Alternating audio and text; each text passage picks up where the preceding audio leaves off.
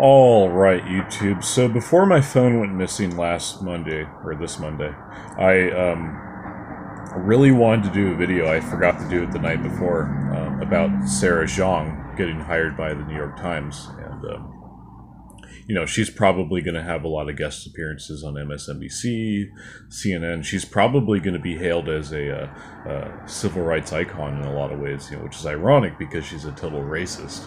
And, yeah, some of the things that she says are like, you know, just looking at it objectively, you know, without emotion. A lot of what she's saying is crass. It's intended to be hurtful. Whether you are offended by it or not is entirely up to you. But I think the general consensus is that most people are offended by it, and a lot of people are actually disgusted by it, based off what's happened in the last week with Alex Jones getting deplatformed. They see someone like Sarah Jeong basically get defended by the New York Times, like her hiring is totally defended, and they're like, yeah, no, you know, that's basically her viewpoint, and we you know, that's what we're rolling with, I guess. Yeah, and you know, I find it's pretty awful because, you know, here you have an actual racist, Sarah Jeong, basically talking about how white people should go extinct. You know, it's just not, and it's not even just like joking. You know, it's like a continued stream of rhetoric, and this is the same deal with James Gunn and Justin Roiland and Dan Harmon, and probably even Larry David, and definitely Woody Allen. They all kind of hint at what they're really into, and Sarah Jeong just happened to be more deliberate and blatant with it. She basically comes out and says, hashtag cancel white people. Sorry. God damn it. Alright, sorry about that.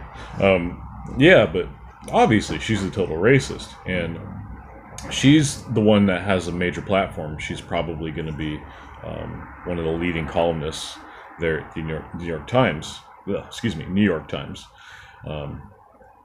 She's probably going to be feeding a lot of people some bad information, you know, as she's totally paid to do there at the New York Times. And yeah, fuck it, I'll call them the failing New York Times. Screw it, because they are failing. You know, I was dumb enough to buy a subscription from them this last February, believe it or not, because I was trying to reconnect with some people that read the New York Times. That was obviously a very bad decision, because I was basically trying to be like, oh, you know, I want to be a pro-Trumper that reads the New York Times, and basically just the more I read about the New York Times itself is like, oh, you know, they're basically corporate media. You know, they advocated for the war in Iraq. Yeah, there's this real piece of shit.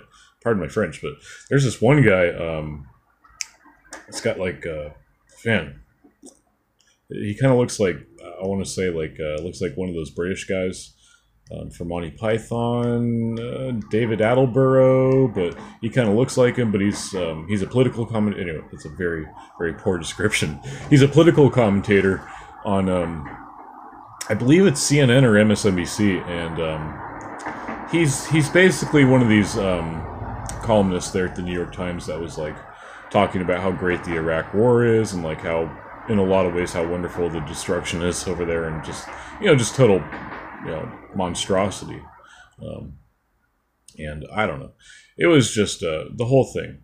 Yeah, so basically, these are the type of people that get employed by New York Times. So I'm not too sad about it. I'm not too sad by the fact that, you know, they hired a racist, because, you know, they're basically showing their true colors. But I do get genuinely sad when Alex Jones is basically deplatformed for oh, he's spewing hate speech. You know, it's total bullshit. You know, the closest thing he could talk about that he said that's to hate speech might be the Sandy Hook shit. But even that's not even hate speech. That is essentially, he's asking questions. Why is that such a bad thing? It's just bullshit, honestly. Ugh, man. I was thinking about doing it. I was thinking about it. We're breaking the conditioning. I was thinking about it, but I just... Oh, man. Tomorrow, folks. I think I'm probably going to go to the park and do it. Whew, yeah, I could already... I'm getting fired up for it already, honestly. That was a pretty good take. I'm going to end on that if I hadn't already said that.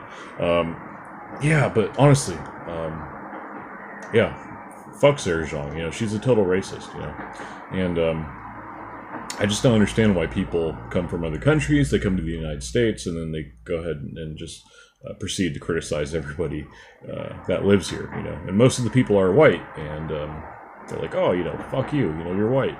This is my land, not your land. It's very hypocritical. Very hypocritical. You know. Especially when they start to talk about, oh, this land was taken from Native Americans. It's like, okay, yeah, maybe.